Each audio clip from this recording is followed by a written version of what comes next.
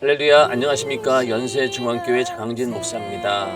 오늘은 내가 거할 성소를 지으라 성막 강의 39번째 시간입니다. 날씨가 굉장히 추워졌습니다. 여러분들 건강 유의하시고, 또 수도가 얼거나 또 보일러가 얼어가지고 불편을 겪는 분들이 굉장히 많으시더라고요. 또 눈으로 인해서 차량 운행하는데도 지장이 많습니다. 여러분들 항상 주변을 잘 살피시고 주의하셔서 불편함이 없도록 겨울을 잘 보내시길 바라겠습니다.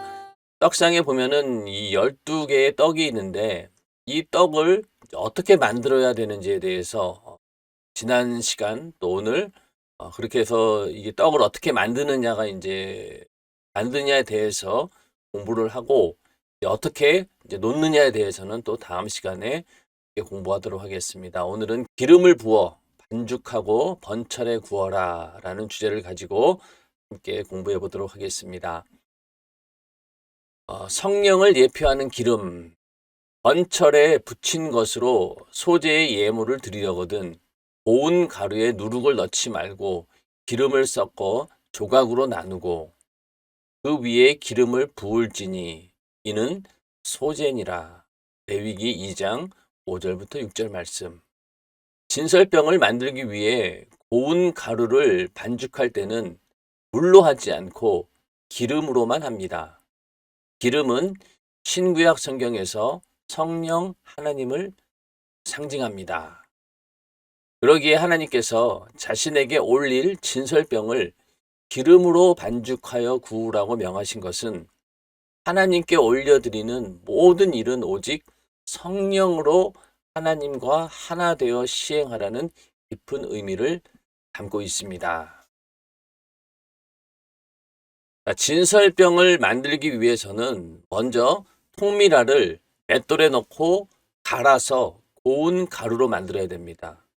그리고 그 고운 가루를 다시 반죽을 해야 되는데, 반죽을 하기 위해서는 물로 하지 않고 기름으로 해야 된다라고 성경은 말씀하고 있습니다. 통미랄 같은 우리가 맷돌, 하나님 말씀에 의해서 완전히 으깨지고 부서져서 고운 가루처럼 하나님께서 언제든지 쓰실 수 있는 그런 자원으로 만들어져야 된다는 거죠. 그런데 그 통미랄이 갈아져서 가루가 다 흩어져 있으면 어떻게 되겠어요? 아무것도 할 수 없습니다. 나 혼자서는 아무것도 할 수 없어요. 그 교회에서 내가 어떤 일을 감당하기 위해서는 항상 성령 하나님과 함께 해야 된다. 마치 그 고운 가루가 기름에 의해서 반죽이 되어야지만이 진설병을 만들 수 있는 것처럼 우리들도 성령으로 함께 해야지만이 하나님과 함께 할 수 있고 하나님의 거룩한 사역을 감당할 수 있다라고 하는 그런 말입니다. 우리 자신뿐만이 아니라 하나님께 올려드리는 모든 일, 우리의 감사와 또 우리의 예배와 우리의 충성과 우리의 기도와 모든 신앙생활들이 오직 성령으로 하나님과 하나 되지 않으면은 그 모든 일들은 그냥 인간적인 행동에 불과합니다. 그러므로 우리가 어떤 일을 하든지 간에 이것이 과연 성령과 함께하고 있는가라고 하는 부분을 잘 살펴보아야 된다는 얘기죠. 그 얘기는 결국 오늘 이 진설병을 만드는 과정 가운데 이 고운 가루가 오직 기름에 반죽이 되어야 된다. 성령과 모든 일을 함께 해야 된다라는 그런 의미를 담고 있습니다. 성경에서 기름은 성령 하나님을 상징하는데, 여기 그 기록된 성경 말씀들을 한번 찾아서 보도록 하겠습니다. 시편 45편 7절에 왕이 정의를 사랑하고 악을 미워하시니 그러므로 하나님 곧 왕의 하나님이 즐거움의 기름으로 왕에게 부어 왕의 동류보다 승하게 하셨나이다. 여기서 물론 이 기름이라고 하는 것이 구체적으로 하나님의 성령이다라고 언급하고 있지는 않지만은, 그러나 이 즐거움의 기름이라고 하는 것은 성령의 열매 가운데 희락이 있지 않습니까? 바로 그 즐거움의 기름, 우리가 성령을 받게 되면은 내 영혼이 기뻐합니다. 그 기쁨이 표면적으로 드러나게 되죠. 바로 그것을 즐거움의 기름이다라고 시편 기자는 표현을 하고 있습니다. 또 두 번째, 너는 아론과 그 아들들을 회막문으로 데려다가 물로 씻기고 의복을 가져다가 아론에게 속옷과 에봇 받침 겉옷과 에봇을 입히고 흉패를 달고 에봇에 공교히 짠 띠를 띄우고 그 머리에 관을 씌우고 그 위에 성패를 더하고 관유를 가져다가 그 머리에 부어 바르고. 자, 요것은 그 대제사장들, 아론의 자손들이죠. 그들에게 어떤 의복을 입혀야 되며 또 모든 의복을 다 갖춘 후에 그 머리에다가 관을 씌우고 그리고 관유, 기름을 가져다가 그 머리에 붓게 되는 대제사장을 임명할 때 그 머리에 기름을 부은다는 거죠. 그리스도라고 하는 것은 기름 부은 자를 말하는데 왕, 대제사장, 그리고 선지자 이렇게 세 부류에게 구약시대에는 기름을 부었는데 이 대제사장들에게도 이렇게 머리에 기름을 부었다는 거죠. 그것은 결국은 오늘날 교회의 모든 일들이 성령으로 함께한다. 교회에 세워진 직분자들도 다 그 머리에 기름을 부은다는 의미는 뭐냐면은 성령께서 함께 하셔야지만이 그 직분을 감당할 수 있다라는 그런 의미이고, 하나님의 아들 예수 그리스도께서도 이 땅에 와서 우리 인류를 구원할 그리스도의 사역을 담당하기 위해서는 성령과 함께 하셔야 된다. 그래서 그분이 요단강에서 침례를 받으실 때 성령을 받으신 겁니다. 그러고 나서 공생애를 시작하셨죠. 그만큼 예수 그리스도께서도 그분이 그 사역을 하나님의 아들로서 또 인류를 구원할 메시아로서 그리스도로서의 사역을 감당하기 위해서는 반드시 성령과 함께 해야만 했다라고 하는 것이죠. 그러므로 오늘날 우리들도 어떠한 일을 하든 간에 주의 일을 할 때 항상 이 성령과 함께 해야 된다라고 하는 것이 바로 이 기름 부음의 의미입니다. 그 다음에 여기 맨 마지막 요거 먼저 볼게요. 이사야서 63장 1절에 보면은요.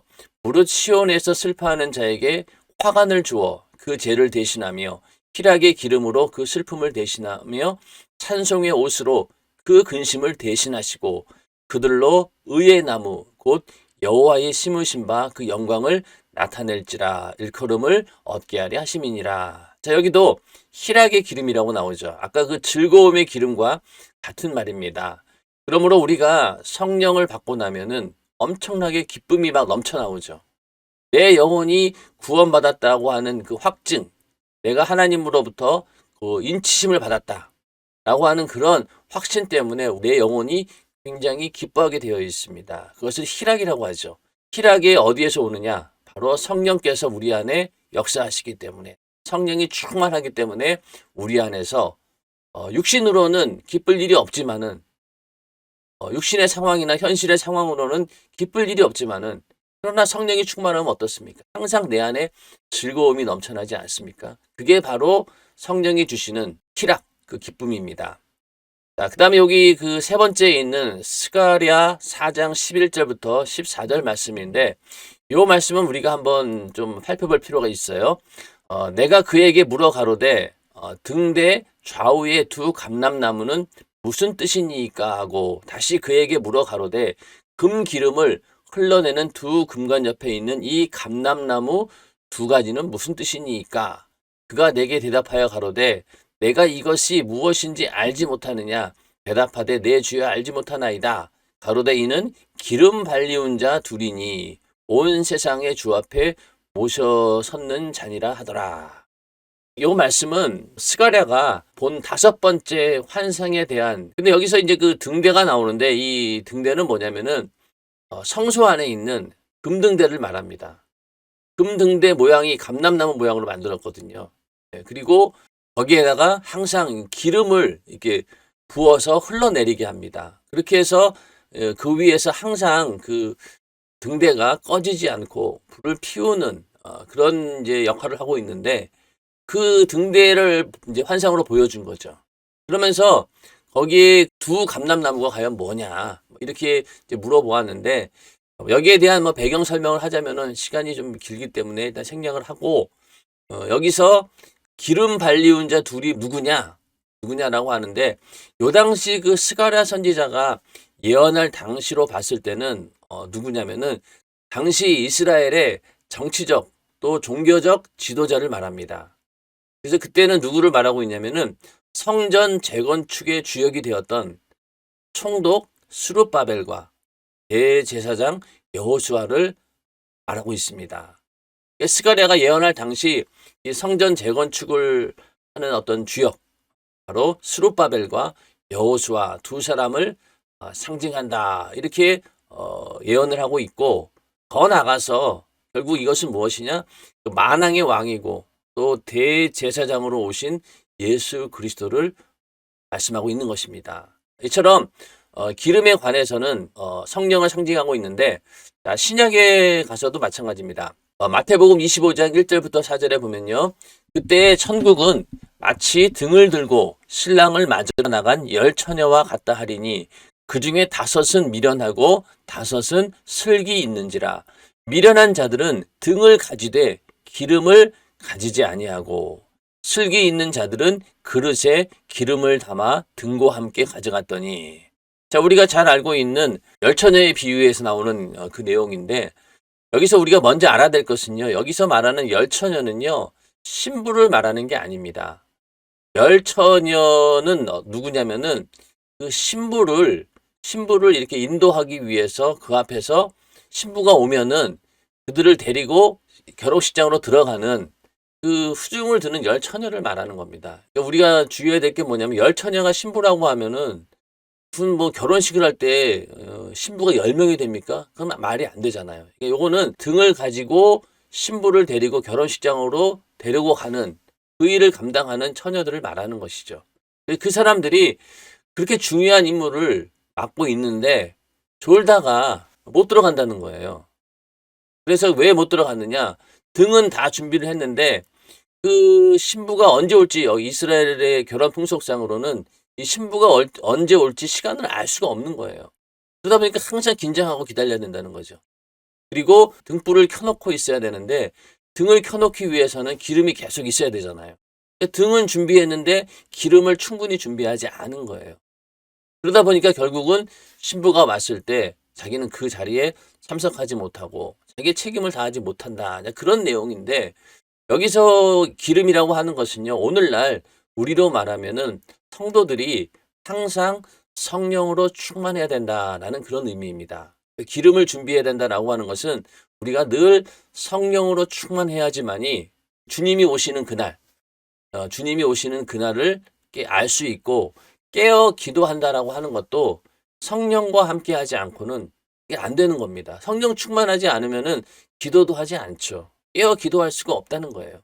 그래서 우리는 항상 그런 주님을 기다리는 그런 신부로서 항상 깨어 있어야 되는데, 깨어 있게 하기 위해서는 늘 성령으로 충만해야 된다. 항상 기름을 준비하고 있어야 된다라는 그런 의미입니다. 자, 그 다음에 예수님에 대한 그 예언도 성령에 관해서 말씀하고 있는데, 그걸 이제 기름으로 표현하고 있죠. 주의 성령이 내게 임하셨으니 이는 가난한 자에게 복음을 전하게 하시려고 내게 기름을 부으시고 나를 보내사 포로된 자에서 자유를, 눈먼 자에게 다시 보게 함을 전파하며 눌린 자를 자유케 하고 주의 은혜의 해를 전파하게 하려 하심이라 하였더라. 자, 예수님께서 당신에 대한 그 예언, 그 이사야서에서 말씀하고 있는 그 예언을 이렇게 직접 인용을 하신 거예요. 바로 그가 나다. 성령이 임하셨으니 그때부터 복음이 전파가 되고, 그 성령으로 인해서 포로된 자에게 자유를, 눈먼 자에게 다시 보게 함을, 눌린 자에게 자유를 주게 되는 그런 그리스도로서의 사역을 내가 감당하게 된다 라면서 성령이 임하셨는데, 그게 바로 기름을 부었다라는 그런 의미로 이렇게 말씀하고 있습니다. 또 요한일서 2장 7절에 보면은요, 요거는 이제 오늘날 우리에게 이루어진 성령을 의미하는데, 너희는 주께 받은 바 기름 부음이 너희 안에 거하나니 아무도 너희를 가르칠 필요가 없고 오직 그의 기름 부음이 모든 것을 너희에게 가르치며 또 참되고 거짓이 없으니 너희를 가르치신 그대로 주 안에 거하라. 자, 이것은 우리 안에 임하신 성령이 우리를 진리 가운데 인도하시고 하나님 말씀을 깨닫게 할 수 있도록 가르쳐 주시는 그런 분이 바로 성령이시기 때문에 우리는 성령의 인도하심을 잘 받아야 된다라는 그런 의미이죠. 그래서 요즘에도 뭐 기름 부음, 막 이런 뭐 어노인팅 이런 얘기들을 많이 하는데 사실은 뭐 그렇게 기름 부음이라는 말을 굳이 쓰지 않아도 성령께서 우리하고 함께 하시기 때문에 성령이 우리와 함께 하신다. 성령 충만함. 성령께서 나에게 역사하셔야 된다.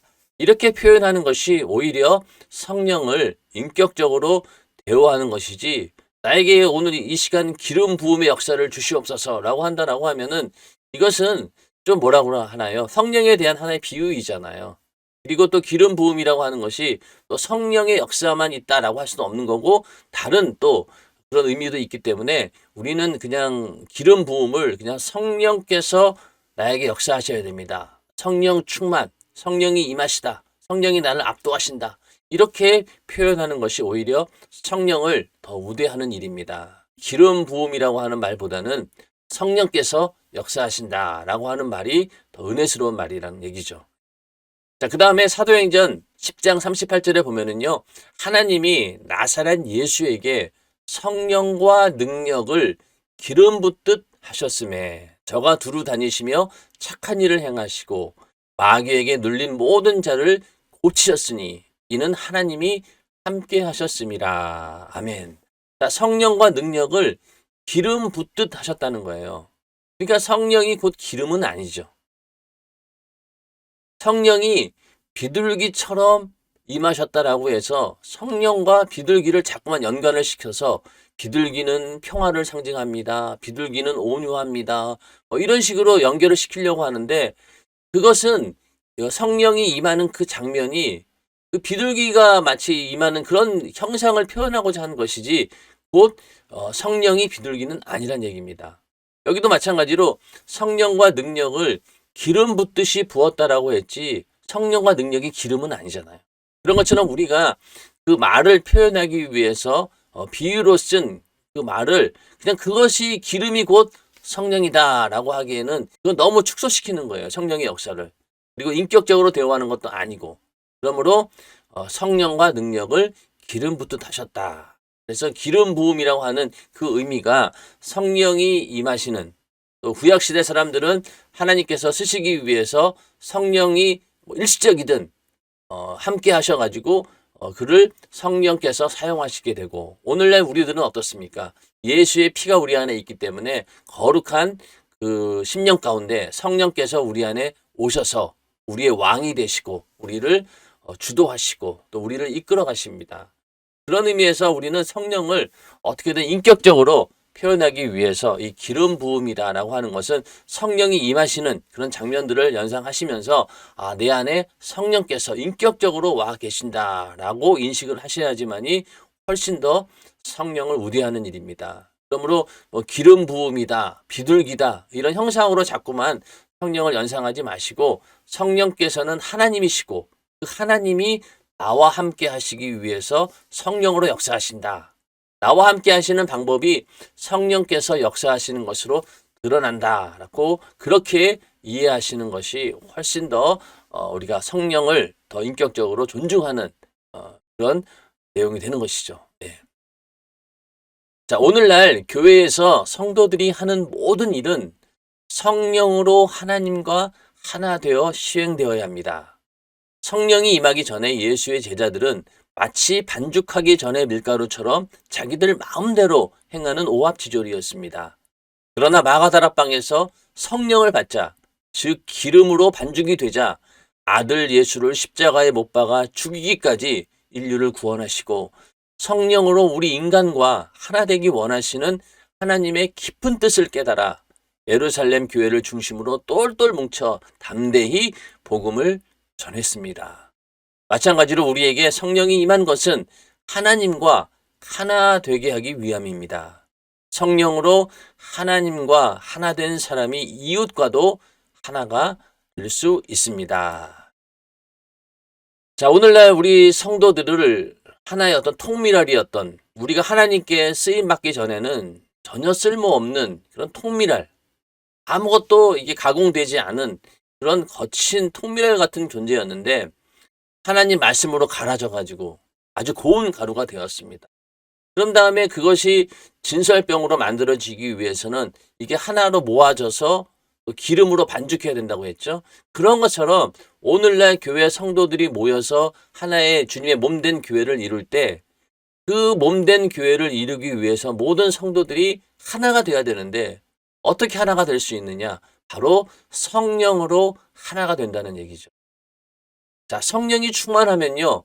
우리의 인간적인 생각과 인간적인 그런 습관들 또 인간적인 여러 가지 행동들을 다 억제하고 성령으로 하나가 될 수 있어요. 그러니까 성령 충만한 교회의 성도들은 항상 화합이 잘 됩니다. 왜냐면은 한 성령이 함께 역사하시기 때문에 의견 일치가 빠른 거죠. 그러나 반대로 성령이 충만하지 않는 그런 성도들이 모인 교회는 항상 의견이 분분하고 분쟁이 일어나고 그 육신의 생각을 틈타서 이 마귀 역사가 계속 역사하기 때문에 혼란이 일어나는 겁니다. 그러나 성령이 충만한 교회는 어떻습니까? 항상 하나가 될 수 있다는 얘기죠. 그 기름으로 고운 가루가 반죽이 되어서 하나님께 올려드리는 진설병을 만드는 일에 굉장히 수월하다는 거예요. 자, 이 제자들도 마찬가지입니다. 여기 이 저서에 표현된 것처럼 이 제자들도 처음에는 반죽하기 전이죠. 밀가루처럼 자기들 마음대로 행하는 오합지졸이었다는 거예요.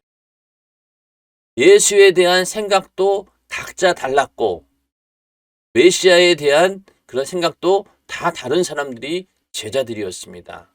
예수를 함께 쫓아다닌다라고 했음에도 불구하고 그들은 다 동상이몽인 거예요. 그냥 다 생각이 다른 거죠.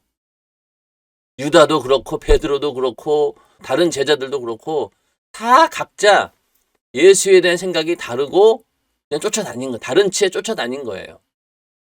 그런데 나중에 그들이 마가다락방에서 성령을 받게 되자 그때 비로소 예수님께서 이 땅에 왜 오셨고 그분이 행하셨던 모든 행동들 또 그분이 하셨던 모든 말씀들의 의미를 성령으로 깨닫게 된 거죠. 그러고 나서 담대하게 복음을 전하게 됩니다. 예루살렘에 나가서 복음을 전한다라고 하는 것은요. 그 당시 예수의 추종자들을 샅샅이 찾아가지고 진멸하는 다 응징하는 그런 시대였는데 그들이 예루살렘에 뛰쳐나가서 복음을 전한다라고 하는 것은 목숨을 걸고 하는 행동이었습니다.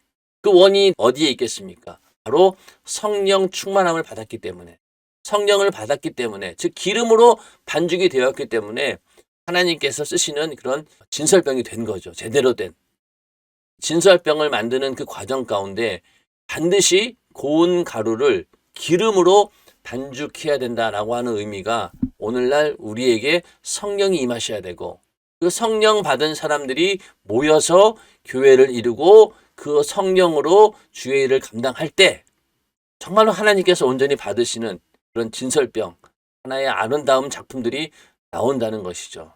여러분들도 교회에서 어떤 직분을 받든지 간에 항상 이 성령으로 하나 되는 사람이 되시길 바라겠습니다. 만약에 거기서 내가 잘 화합이 안 되고 내가 그들과 잘 어울리지 못한다라고 하면은요. 다른 사람들을 탓할 것이 아니라 내 자신을 잘 돌아보셔야 돼요. 내가 과연 성령으로 생각하고 있는가? 또 성령으로 함께하고 있는가? 내가 성령 충만하고 성령으로 함께한다라고 하면은 그들과 분명히 하나가 되었을 것입니다. 그런데 여전히 내가 주의 일을 감당하는 일에 또 교회에서 하고자 하는 일에 거부 반응을 느끼고 거기에 적응하지 못한다라고 하면은요. 나는 아직까지 고운 밀가루가 되지 않았던가. 고운 밀가루는 되었는데 기름으로 하나 되지 못하는 그런 상황이라는 겁니다. 나 자신은 신앙생활을 잘하고 기도도 열심히 하고 또 성령이 충만한데 다른 사람들과 화합되지 못한다라고 하는 것은요. 이 고운 밀가루는 되었는데 이게 기름에 반죽이 안 된 거예요. 그러니까 우리는 고운 밀가루처럼 완전히 나의 자아가 다 무너지고 언제든지 하나님께 쓰임 받겠다라고 작정하셨다라고 하면은 그것을 더 초월해서 다른 사람들과도 쉽게 하나가 될 수 있는 기름에 쉽게 반죽되는 그런 밀가루가 되어야 된다는 것이죠. 제자들과 사도들도 그런 사람들이었다. 그렇게 해서 예루살렘 교회를 중심으로 담대히 복음을 전해서 초대교회가 부흥하게 되었고 복음이 삽시간에 로마 전체를 휩쓸고 전 세계에 퍼져나가는 그런 역할을 하게 된 것이죠. 그러므로 하나님과 함께 되는 것, 성령을 우리가 받았다라고 하는 것은 내 안에 하나님이 오신 거죠. 성령 하나님이 내 안에 오신 겁니다. 나와 함께 하시는 거죠. 그렇게 성령으로 하나님과 하나 된 사람이 이웃과도 하나가 되는 겁니다. 그게 바로 교회가 되는 거죠. 교회에 일단은 성령으로 거듭난 사람들이 모여서 하나가 되고 그 복음의 소식을 계속 성령으로 전해서 성령의 사람들로 계속 만들어가면서 모든 이웃들을 우리가 복음화해서 예수 안에서 하나가 되는 이웃을 만드는 것, 그게 바로 우리의 사명입니다. 자, 그 다음에 연단과 시험의 번철. 자, 이제 기름으로 반죽한 밀가루가 하나님께 드릴 진설병으로 거듭나려면 번철, 솥뚜껑처럼 생긴 무쇠그릇, 번철에 굽는 과정이 남았습니다. 먼저 반죽을 적당한 크기로 자른 후 불에 달군 번철에 기름을 두르고 올려놓습니다. 그러면 지글지글 소리와 함께 반죽에 기름이 스며들면서 노릇노릇하게 익어 진설병이 됩니다. 이처럼 진설병을 구울 때 번철에서 익히는 과정은 성도들이 받는 연단과 시험을 상징합니다. 이때 번철에 기름을 많이 두르게 되면 요란한 소리가 나고 금세 반죽이 탈 것 같지만 사실은 그렇지 않고 오히려 더 맛있게 익습니다. 자, 이제 그 진설병을 기름에 반죽을 했어요. 그것이 정말로 진설병이 되기 위해서는 이제 번철이 뭐라고 했습니까? 이게 무쇠 그릇, 솥뚜껑처럼 생긴 무쇠 그릇인데 거기에다가 이제 굽는 과정이 남은 거예요. 그래서 반죽을 적당한 크기로 자르고 불에 달군 번철에다가 기름을 두른 다음에 다시 올려놓습니다. 뭐 호떡을 굽는다라고 생각하시면 될 것 같아요. 저는 이제 이 장면을 보면서 동양에서도 우리나라에서도 이제 조상들에게 제사를 드리지 않습니까? 그러면 그 제사 드릴 때 항상 보면은 부침개를 붙여요. 저는 그게 왜 그런지 몰랐어요. 그런데 성경을 읽다 보니까 호제를 이렇게 번철에 굽는 그런 제사도 있구나. 그러므로 오늘날 이방인의 제사들도 자기들 스스로 만들어낸 게 아니라 하나님의 제사 방식을 도용한 거구나 라는 그런 생각을 하게 됩니다. 짐승을 잡아서 피를 흘리는 것도 하나님께 올리던 그 제사 양식을 이방인들도 따온 거죠. 제사의 대상만 다를 뿐 방법은 자기들이 창조한 것이 아니라 하나님이 하던 방법들을 가져왔다는 거예요. 그러니까 오늘날 우리나라에서 드리는 제사 때도 항상 보면은 이 부침개를 붙이잖아요. 예전에 그 어머니들이 제사 때만 되면은요, 지금이야 뭐 가스가 있어가지고 가스레인지에서 쉽게 할 수 있지만 옛날에 제 기억으로는 석유 난로가 있었어요. 석유 난로. 거기에다가 그냥 석유 넣어서 불 붙인 다음에 그 이제 부침개를 붙입니다. 그러면은 그 냄새가 기름 냄새도 엄청나지만은 그 석유 냄새도 엄청나요. 그러니까 그 석유 냄새, 기름 냄새 맡아가면서 그 제사를 준비했던 그런 기억이 납니다. 그런데 그게 보니까 하나님께 드리는 소제의 양식이었던 거죠. 그런 걸 보면서 야, 이방인의 제사라고 하는 것이 참 저렇게 하나님의 그런 제사 방식을 모방한 것이구나라는 그런 생각을 하게 됩니다. 하여튼 이 진설병도 이 솥뚜껑 위에다가 불을 달군 다음에 굽는 거예요. 호떡처럼 붓는다라고 생각하시면 될 것 같아요. 예. 굽는 과정을 우리가 영적으로 봤을 때 이게 바로 뭐냐? 성도들이 받는 연단과 시험이다. 이렇게 생각하라는 얘기입니다. 자, 우리가 그 진설병을 이제 반죽을 해가지고 적당한 크기로 잘라서 번철 위에다 올려놓습니다. 그러면은 기름을 넣고 올렸으니 어떻게 되겠어요? 지글지글 타면서 이제 익어가겠죠. 그런데 이 기름을 많이 두르면 어때요? 막 요란한 소리가 나지 않습니까? 우리가 뭐 튀김을 하거나 또 다른 걸 이렇게 뭐 기름에 이렇게 달걀 후라이를 해 먹을 때도 기름 많이 넣으면 어때요? 막 소리가 요란하고 막 퍽퍽 튀지 않습니까? 그러면은 굉장히 당황스럽죠. 이거 이러다가 그냥 타는 거 아닌가? 근데 이게 타는 게 아니라는 거죠. 그렇게 요란한 소리가 나고 그렇게 막 지글지글 이렇게 해야지만이 제대로 익어간다라고 하는 얘기입니다. 이 얘기는 성도들이 정말로 온전한 믿음으로 잘 성장하기 위해서는 이 연단과 시험을 잘 통과해야 된다라는 얘기죠. 자, 이와 마찬가지로 교회에서도 성령이 충만하여 은혜가 넘치면 악한 마귀 역사도 그만큼 강하게 역사하여 소란을 피우기 때문에 신앙 경륜이 적은 성도는 웬일인가 하여 놀라기도 합니다. 하지만 우리는 마귀가 아무리 강하게 역사할지라도 원수의 계계를 알고 보고 물리쳐서 오히려 그것이 상이 되게 해야 하고 신앙생활을 더 열심히 하는 계기가 되어야 합니다.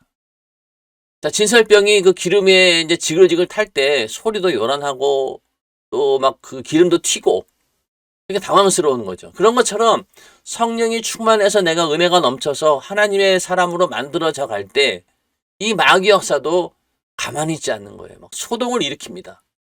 그렇게 해서 소란을 피워가지고 예수 믿지 못하도록 결국은 하나님의 사람으로 만들어지지 못하도록 방해하는 거죠. 왜냐하면은 예수 믿기 전까지만 해도 마귀에게 속해 있던 그런 자가 하나님의 소속으로 넘어가 버리니까 이 마귀가 가만히 두겠습니까? 어떻게든 다시 자기들 편으로 끌어들이려고 환난과 시험 또 핍박 환경에 여러 가지 문제를 막 일으켜서 굉장히 두렵게 만드는 거예요. 그래서 예수 믿다가 이런저런 막 어려운 일이 생기니까 야 이거 예수 믿으니까 이러구나. 아유 안 되겠다. 그냥 포기해야지. 이렇게 만들기 위해서 끊임없이 환경 가운데 수많은 문제를 일으킵니다. 자식들을 통해서 또 부모와의 관계를 통해서 또 남편과 아내와의 관계를 통해서 또 주변에 있는 여러 가지 이해관계 속에서 또 뭐 어떤 경우에는 또 물질의 어려움을 주면서 또 수많은 우리에게 유혹거리를 제공해 가면서 어떻게든 우리를 이 믿음에서 끊어 놓으려고 하는 것이 바로 마귀 역사인데 그런 마귀 역사가 일어나는 동안에 엄청난 소동이 일어난다는 거죠. 소란을 피우는 거예요. 깜짝 놀라는 거죠. 거기에서 당황해서도 안 되고 담대하게 우리는 아무리 마귀가 역사한다 할지라도 우리는 그 괴계를 알고 보고 물리쳐야 되는데 그러기 위해서는 하나님 말씀을 우리가 잘 알고 있어야 되고 또 성령께서 늘 함께 충만하게 함께 하셔야지만이 그런 것들을 능히 이겨낼 수 있습니다. 그래서 오히려 환경의 어려움이나 환난과 핍박 이런 것들이 내가 더 신앙생활을 더 열심히 할 수 있는 그런 계기로 만드는 것 그것이 바로 진정한 승리이죠. 마귀가 역사하면 원수를 이겨 승리의 면류관을 받을 절호의 기회임을 깨달아야 합니다. 자, 이 말씀을 깨닫기 위해서는요, 굉장히 많은 시행착오를 거치게 돼요. 처음에 예수 믿고 나서 하나님께서 나를 축복해 주시니까 좋은 일만 있겠거니 하겠지만은요, 좋은 일도 물론 많이 있어요. 그러나 그것을 방해하는 마귀 역사도 만만치 않기 때문에 여러 가지 일들이 생길 때 생각을 잘 하셔야 돼요. 아, 이거는 마귀 역사구나.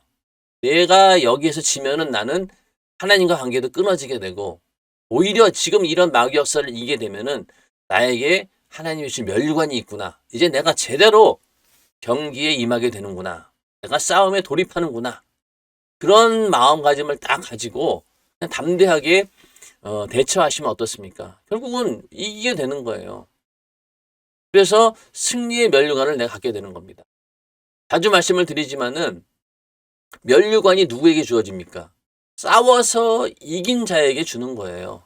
달리기를 하든 달리기라고 하는 것은 자신과의 싸움을 말하는 것이고 또 다른 뭐 권투나 또 태권도나 또 그런 경기들이 있지 않습니까? 그런 것들은 뭐예요? 상대방과 싸워서 이겨야 되는 거고 또 팀을 합쳐서 하는 그런 경기들은 각 팀들이 최선을 다해서 서로 하나가 되어서 상대편 팀을 이겨야 되는 거 아니겠습니까? 이긴 자에게 주는 것이 바로 면류관입니다. 그러므로 우리가 예수 믿고 나서 천국에서 영원한 면류관을 받는다라고 하는 것은 그러한 승리의 성과가 있어야 된다는 것이죠. 그러나 만약에 내가 예수 믿고 나 혼자 그냥 신앙생활을 한다라고 하면서 이런 어떤 죄와 싸움 또 환경의 어려움, 문제, 환난, 핍박 이런 것들과 싸움에서 아무런 대처도 하지 않고 그냥 패배했다라고 하면은요 면류관은 없습니다. 그런 사람들은 구원조차도 의심스러울 정도로 연약한 거죠. 그러나 우리는 그래서는 안 되고 지금이 바로 마귀가 역사할 때 지금이 바로 이 원수를 이겨서 승리의 면류관을 받을 절호의 기회구나. 이렇게 마음 먹고 딱 영적 전쟁에 돌입을 해야 된다는 얘기입니다. 절대로 신앙에 뒷걸음질하거나 침륜에 빠져서는 안 됩니다. 침륜이라고 하는 것은 완전히 이제 가라앉아 버리는 거죠. 오히려 성령이 충만하면 충만할수록 더 큰 시험이 오며 그 시험을 이길수록 신앙이 성장하여 알곡이 된다는 사실을 명심해야 합니다. 그러기에 시험이 와도 절대 좌절해서는 안 됩니다. 자, 우리가 지난 시간에 그 알곡과 쭉정이 가라지 얘기를 했잖아요. 거기서도 이 알곡이 되기 위해서는 뭘 해야 된다고 했어요? 키질을 감당하는 거죠. 제대로 된 알곡은요, 이 키질을 해도 바람에 날아가지 않습니다. 다시 그 알곡들만 쌓이는 곳에 모여지게 되고 그것을 모아서 곳간에 들이게 되는 거죠. 그러므로 내가 쭉정이냐 알곡이냐는 바로 이 키질, 거기에서 결단이 나는 거예요. 아무리 흔들어도 거기서 끝까지 알곡으로 남아야 된다는 얘기입니다. 그래서 그런 의미에서 알곡이 되기 위해서는 이러한 시험들을 다 이겨내야 되는데 성령이 충만하면 할수록 내가 신앙생활을 잘 해보려고 마음 먹으면 먹을수록 이 마귀 역사도 더 심하게 또 더 크게 역사합니다.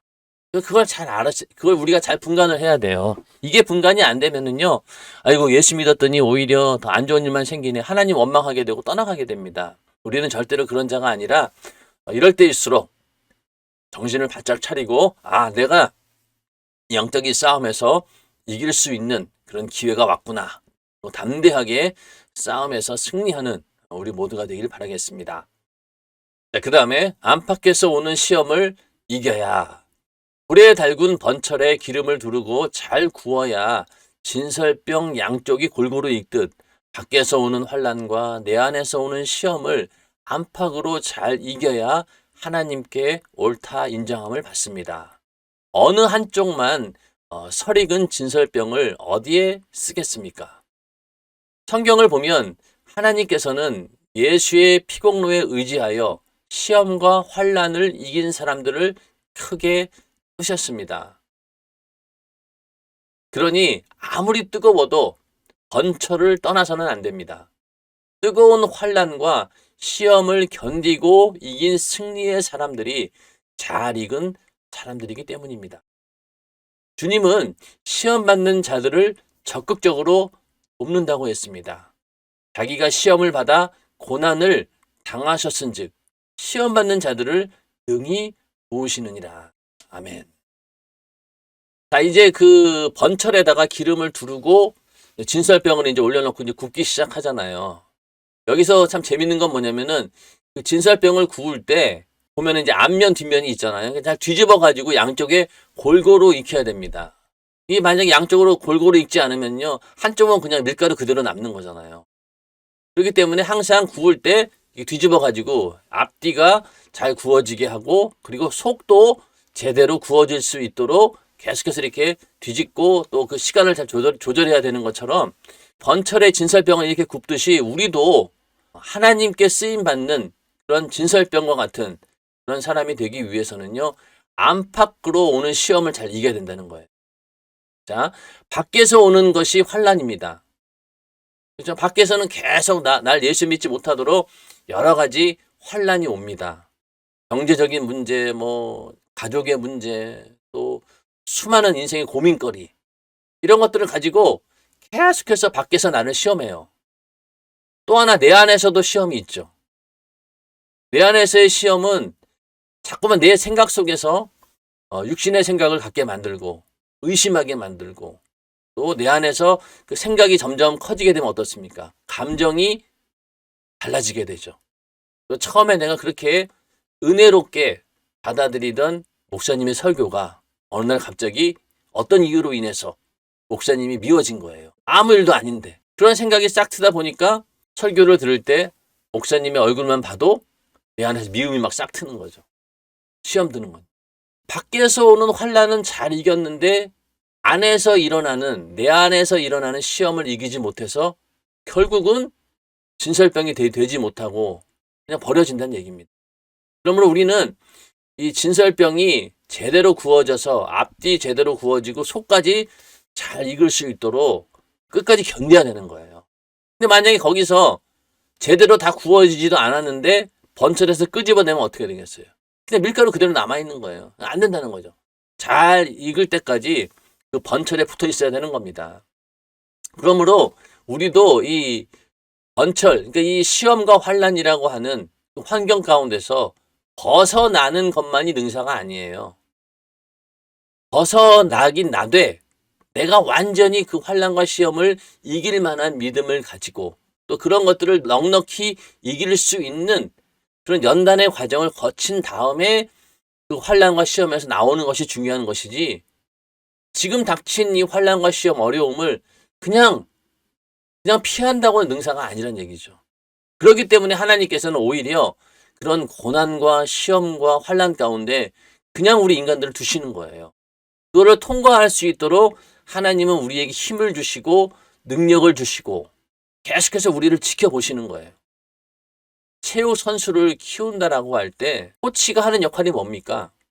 그가 그 훈련 과정을 다 이겨낼 수 있도록 뒷바라지 해주고 묵묵히 지켜보면서 관찰하면서 방향을 제시해 주는 게 바로 코치입니다. 하나님께서도 우리가 환란을 통과할 때 그런 역할을 감당하시는 분이지, 우리를 위해서 대신 그 고난을 감당해 주시는 않는다는 얘기예요. 왜냐하면 이미 십자가의 사건을 통해서 우리가 고난을 이겨낼 수 있도록 마귀의 역사를 이겨낼 수 있는 그런 능력과 권세를 주셨기 때문에 그거 가지고 너도 이겨내라는 거예요. 그 과정에서 절대로 하나님이 어떤 경우에는 개입하지 않는 것처럼 보일 때도 있습니다. 우리가 자녀를 키울 때도 마찬가지잖아요. 자녀에게 무슨 문제가 생겼습니다. 그럼 부모가 도와줄 수도 있어요. 예를 들어서 아기가 걸음마 할 때 막 걸어가려고 하잖아요. 그러면은 그 걸어가려고 하는 그 상황을 부모들은 막 어떻게든 빨리빨리 걸어갈 때까지 지켜본다는 거죠. 근데 거기서 만약에 조금 걸으려고 하는데 비틀비틀 거린다고 해가지고 부모가 확 손을 잡아줘 버리면 어떻게 되겠어요? 평생 못 걸어요. 자전거 탈 때도 마찬가지입니다. 자전거 탈 때도 처음에는 잡아주지만은요, 어느 정도 이제 그 원리를 알았다라고 하면은요, 내비두는 거예요. 그러면 자기 혼자 자전거 타고 가다가 막 자빠지기도 하고 부딪히기도 하고 그러다가 결국은 홀로 서게 되죠. 혼자 자전거를 타고 가게 됩니다. 그렇게 해야지 자전거를 탈 수 있는 것이지, 그렇게 자꾸 흔들리고 넘어진다라고 해서 자전거 뺏어버리고 못하게 하면 어떻게 되겠어요? 평생 자전거는 못 타요. 그런 것처럼 이 환란과 시험이 온다 할지라도 절대로 이 번철을 떠나서는 안 돼요. 하나님께서 그 순간 어디 계시냐? 바로 우리와 함께하고 계십니다. 네가 그 시험과 환란을 잘 통과할 수 있도록 끝까지 지켜보고 계신 분이 바로 주님이십니다. 그러니까 시험 받는 자들을 능히 도우신다는 거예요.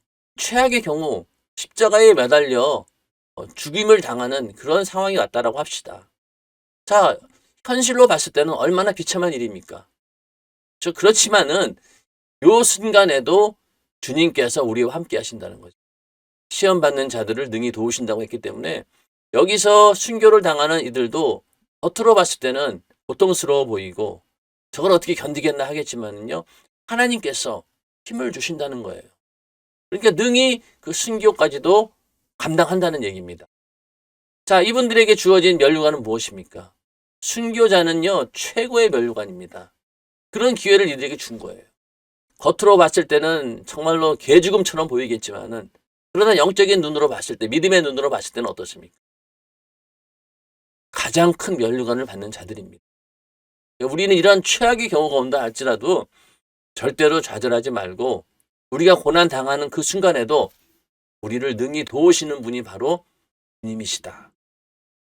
그것을 우리는 믿음으로 소유해서 모든 환란을 다 이겨내셔야 돼요. 이것이 바로 나를 앞뒤로 뒤집어 가면서 나를 굽고 속에 있는 그 밀가루까지도 다 익는 그런 과정이구나. 안과 밖의 시험을 잘 이겨내야 됩니다. 근데 대부분 보면은요, 밖에서 오는 환란은 금방 눈치를 채잖아요. 아, 이게 바로 마귀가 주는 시험이구나 라고 딱 아는데, 이 내 안에서 일어나는 시험은요, 이게 마귀 역사라고 인정을 잘 못해요. 왜? 내 생각이 동의를 했기 때문에. 이게 마치 내가 갖고 있는 것처럼 생각하게 되는데 그건 아닙니다. 그것도 마귀가 주는 생각이에요.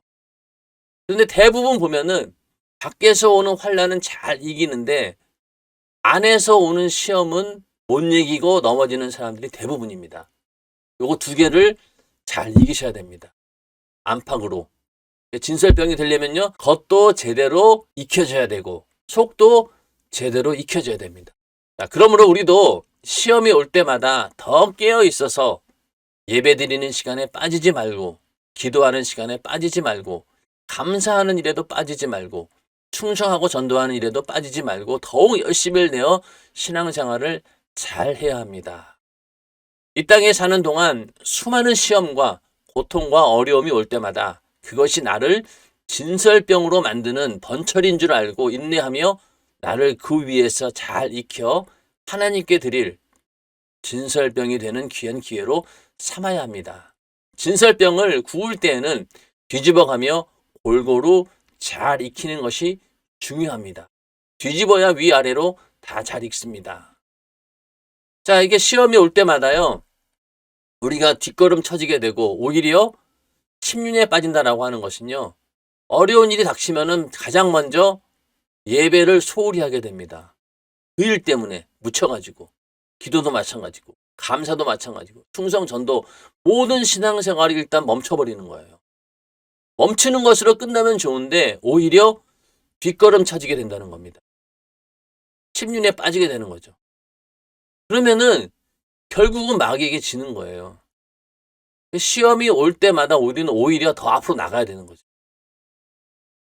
이게 참 말은 쉽지만은요, 실제 상황 닥치게 되면요, 쉬운 일은 아닙니다.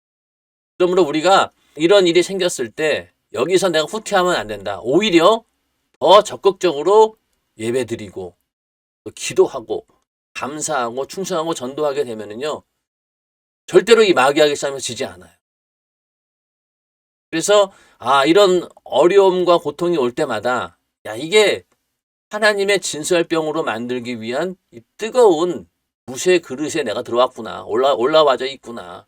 번철 위에 내가 올라와 있구나. 당연히 뜨거워야지. 그러면서 그러한 환난과 시험을 잘 이겨낸 사람들의 믿음은요, 놀랍도록 성장을 합니다. 오랜 신앙 경륜을 가지고 있다라고 하는 것은요, 수많은 시험과 고통을 이겨낸 사람들이. 그런 사람들은요, 웬만한 일 가지고는 전혀 흔들리지 않습니다. 내 안에 있는 육신의 소욕, 정욕, 생각들까지도 다 이겨낼 수 있기 때문에 어지간한 일 가지고 흔들리지 않아요. 그럴 때마다 내가 하나님께 쓰임받기 위해서 만들어지는 그런 귀한 기회구나 하고 받아들이고 담대하게 그냥 앞으로 계속 전진해야 되는 거예요. 멈추면은 거기서 죽음입니다. 여기서 그 진설병을 구울 때 이렇게 뒤집어 가면서 골고루 잘 익히는 게 중요하다라고 했는데, 요 말씀이 이제 호세아서에 나오는데, 자, 호세아 선지자는 이스라엘을 뒤집지 않은 전병에 비유했습니다. 이스라엘이 하나님을 섬기는 민족이라고 하나 이방 민족과 혼합하니 뒤집지 않아서 설익은 진설병처럼 쓸모가 없다는 뜻입니다. 에브라임이 열방에 혼잡되니 저는 곧 뒤집지 않은 전병이로다. 오늘날 하나님 앞에서는 잘하는 척하면서 밖에 나가서는 그렇지 않은 사람들이 이에 해당합니다. 교회 생활은 열심히 하는데 가정생활, 사회생활은 엉망인 사람도 있습니다. 교회라는 한쪽만 잘 익었지 뒤집지 않아 한쪽은 안 익은 설익은 사람들입니다.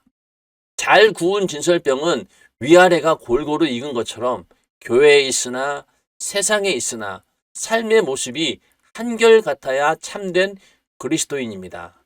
어디를 가든지 예수의 향기를 드러내야 참 성도입니다. 자, 이 호세아 선지자가 이제 이스라엘을 이 뒤집지 않은 전병에 비유하는 거죠. 이방 민족과 혼합되다 보니까 이 자기네가 하나님을 섬기는 선민이라고 하지만은, 그러나 하나님은 잘 섬긴다라고 하지만은 그들의 삶이 따라주지 않았다는 얘기입니다. 그래서 뒤집지 않은 전병이라는 거예요. 한쪽 면만 익어버린 거죠. 오늘날도 하나님께는 잘하지만은 밖에 나가서는 그렇지 못한 사람들이 굉장히 많아요. 그래서 우리가 교회 생활도 성실하게 잘 해야 되지만은요, 가정생활, 사회생활도 잘 해야 됩니다. 그런데 오늘날 많은 사람들이 오해하기를 신앙생활만 열심히 하면은 가정생활, 사회생활 그냥 저절로 다 잘 되는 줄 아는데 절대 그렇지 않습니다. 왜냐면은 가정생활이나 사회생활이나 가만히 보면은요, 그 근간에는 하나님 말씀이 있는 거예요. 자, 땀을 흘려야 너희가 먹고 산다라고 했잖아요. 노동을 해야지 먹는다고 했잖아요. 그러면은 내가 만약에 노동을 하지 않는다라고 하면은요, 하나님 말씀에 위배된 거잖아요. 그렇기 때문에 이 사회생활도 하나님께서 우리에게 주신 거룩한 명령입니다. 더 나아가서 우리는 그 사회생활을 하면서 이 세상의 빛과 소금이 되어서 많은 사람들에게 예수를 전하는 그런 사명을 갖고 있지 않습니까? 그렇기 때문에 오히려 사회생활을 하면서 더 성실하게 모든 사람들에게 모범을 보일 수 있도록 자기를 잘 관리해야 된다고 하는 겁니다. 그런데 우리는 교회에서는 잘 하는데 밖에 나가서는 완전히 엉망인 사람들이 있는 거죠. 그런 사람들이 바로 반쪽밖에 읽지 않은, 한쪽은 읽지 않은 그런 진설병이라는 얘기입니다. 그런 진설병 뭐에 쓰겠어요? 겉모양은 번지르르 하겠죠. 제대로 익은 진설병처럼 보이겠지만은 그러나 뒤집어 보니까 그냥 생밀가루네. 어떻게 되겠어요? 다시 구울래니 이게 다시 구워지지도 않아요. 버릴 수밖에 없습니다. 그러므로 우리는 이 진설병이 위아래 안팎이 잘 이렇게 익는 것처럼 다 제대로 익어야 되는 거예요. 이게 참 쉬운 일이 아닙니다. 특히 젊은이들, 청년들 아직까지 이제 직장을 가져야 되고 또 가정을 갖추어야 되는 그런 청년들은 교회 생활, 가정 생활, 이 사회 생활을 다 아우를 수 있는 그것을 다 균형 있게 할 수 있도록 미래를 설계해야 됩니다. 그래서 어떤 청년들은 교회에서 신앙생활은 열심히 하고 믿음도 좋다라고 하는 평가는 받지만은 막상 세상에 나가가지고는 전혀 힘을 쓰지 못하는 그런 사회적으로 아무런 능력이 없는 그런 무능력한 사람들이 너무나 많다는 거예요. 그러므로 우리는 세상에 나가서 사회에서도 인정받는 그런 사람들이 되어야 됩니다. 그렇게 해야지만이 가정을 이끌어갈 수 있는 능력도 되는 것이죠. 그런데 사회생활이 안 되는데 어떻게 가정을 이끌어갈 가장의 책임을 질 수 있겠냐는 거죠. 그래서 교회 생활도 열심히 하기 위해서 우리가 정말로 노력을 많이 해야 되는 것처럼 가정생활, 사회생활도 그만큼 노력을 해야 된다는 얘기입니다. 절대로 공짜는 없어요. 사회생활은 곧 수많은 사람들과의 경쟁이기 때문에 거기서 이겨내야 되는 거죠. 가정생활은 어떻습니까? 내 안에 정말로 주님의 그 사랑이 없이는 가정생활도 이끌어갈 수 없어요. 배우자와의 관계도 그렇고요. 또 자식들을 키워가는 그런 속에서도 내 안에 그런 주님의 그 사랑이 없이는 절대로 가정을 이끌어갈 수 없습니다.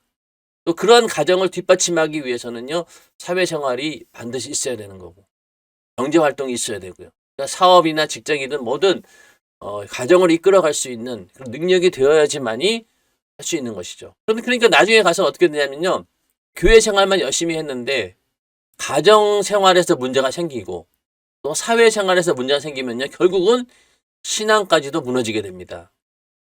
그래서 청년 때는 열심히 신앙생활을 잘 했는데 결혼하고 나서 가정생활이 안 되고 또 남자인 경우에는 직장을 잃거나 또 사업에 실패하거나 경제적으로 잘 안 풀리게 되면은요, 결국은 거기에 좌절해서 신앙까지도 무너진다는 거예요. 마귀 역사가 가만히 두겠습니까? 가정, 직장, 사업장 어떻게든 그걸 통해서 계속 시험하고 핍박하게 되는데 그걸 견디기 위해서는요, 우리가 능력을 갖춰야 된다는 얘기죠. 교회 생활뿐만이 아니라 가정, 사회생활 속에서도 이 마귀와의 싸움에서 이길 수 있는 그런 전천후 능력을 갖춰야지만이 우리는 온전한 예수 믿는 자로서 승리할 수 있는 것이지, 그게 안 되면은요, 이 반밖에 구워지지 않은 진설병 꼴이 되는 겁니다. 절대로 우리는 한쪽뿐만이 아니라 양쪽 모두 안과 박이 전부 다 완전히 이 번철에 잘 구워져서 제대로 쓰임 받는 그런 진설병이 되어야 됩니다. 자, 지금까지 통밀알이 하나님께 드릴 진설병으로 만들어지는 과정을 살펴보았습니다. 여기서 배워야 될 점은 통밀알 자체로는 아무런 가치가 없다는 것입니다. 맷돌에 으깨지고 갈아져서 고운 가루가 되어야 하고 고운 가루로 만들어졌어도 기름으로 반죽해야 하며 또 그것을 달군 번철에 기름을 두르고 고르게 잘 구워 익었을 때야 비로소 진설병으로 가치가 있습니다. 그러므로 우리도 통밀알 같은 고집을 버리고 밀가루처럼 부드러워져서 성령의 기름으로 잘 반죽되고 달군 번철 같은 환난과 시험을 잘 이겨 종국에는 하나님께 올려드릴 최상의 진설병으로 거듭나야 합니다. 최후까지 주님이 붙잡고 쓰시는 사람이 되어야 합니다. 자, 우리가 이 진설병을 만들어가는 과정을 쭉 이제 살펴보았는데, 먼저는 통밀알 그 자체로는 안 된다는 거죠. 그러니까 처음에 성막 공부할 때 조각목 얘기를 했지 않습니까? 조각목은 참 쓸모없는 나무지만은 다듬어졌을 때, 그랬을 때 그 성막에 재료로 쓰일 수 있었던 것처럼 이 진설병 만드는데도 통밀알로는 안 된다는 거죠. 으깨지고 갈아져야 된다는 거. 또 채로 걸러지고. 그래서 고운 가루가 돼야 되고 그걸 다시 기름으로 반죽해야 되고 또 번철에다가 제대로 구워져야 된다는 거. 그래야지만이 진설병으로 가치가 있다는 겁니다. 자, 여기서 12개의 진설병을 선별하는 과정 가운데 제대로 되지 않은 것 어떡하겠어요? 버릴 거예요, 아마. 또 여기서 수많은 실패작들이 있을 겁니다. 제대로 굽는다고 구웠는데 중간에 그 밀가루가 다 익지 않아가지고 버려지는 것들. 또 앞만 익고 뒤가 안 익어서 버려지는 것들. 뭐 이런 실패작들도 굉장히 많다는 얘기죠. 우리는 그런 실패작이 아니라 끝까지 정말로 잘 구워져서 하나님께 올려드리는 최상품의 진설병이 되어야 된다. 그렇게 하나님께 쓰임받는 사람이 되어야 된다라고 하는 것이 이 진설병의 여러 영적인 의미 가운데 하나입니다. 자, 우리는 이렇게 진설병으로 만들어지도록 정말로 기도하면서 하나님의 뜻을 잘 살피고 하나님 말씀으로 잘 분별해서 또 늘 우리 안에 계신 성령과 함께함으로 하나님께서 언제든지 쓰실 수 있는 그런 귀한 작품으로서 나를 만들어가는 우리 모두가 되기를 주님의 이름으로 축원합니다. 자, 오늘은 그 기름을 부어 반죽하고 번철에 구워라 떡상의 네 번째 부분을 공부했고요. 다음 시간에는 이 정해진 법대로 올려놓은 진설병 이 부분에 대해서 또 은혜를 나누고자 합니다. 성막강에 여러분들 이제 39번을 하고 있는데 끝까지 여러분들 함께 시청하시고 아무쪼록 이 성막의 모든 내용들을 공부해 가면서 하나하나 내가 하나님의 뜻대로 만들어져가는 그런 일들이 순조롭게 잘 진행되기를 바라겠습니다. 날씨가 굉장히 춥고 또 코로나 바이러스로 인해서 어려운 그런 시대입니다. 여러분들 그런 때일수록 정신을 바짝 차리고 이 모든 일들이 나를 연단시키고 나를 제대로 만들어가는 그런 과정이고 하나님께서 우리에게 주실 그 면류관을 얻을 수 있는 기회다라는 그런 생각을 가지고 안팎에서 오는 모든 시험들 또 수많은 어려운 일들 다 이겨내셔서 하나님께 쓰임받는 그런 제대로 된 하나님의 사람, 성령의 사람이 되시기를 주님의 이름으로 축원합니다. 오늘 공부는 여기까지 하고요. 다음 시간에 또 만나 뵙도록 하겠습니다. 매주 목요일 주일 2번을 했었는데요.